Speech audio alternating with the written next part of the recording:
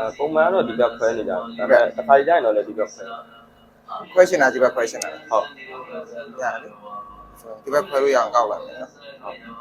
အဲ့လိုပေါ့အရှိကြနေပုံကလည်းကြီးလို့လည်းမကောင်းအဲ့လိုပေါ့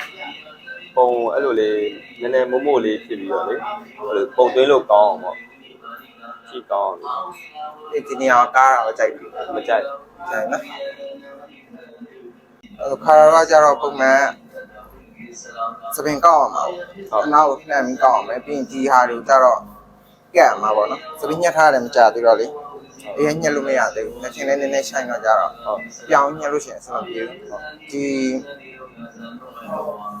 ဒီကားတဲ့ဟာတွေကိုခါရဒီလိုကတ်လိုက်မယ်ကတ်လိုက်စပင်ကြားသက်သက်ရည်ရတယ်ဖြစ်သွားတယ်လား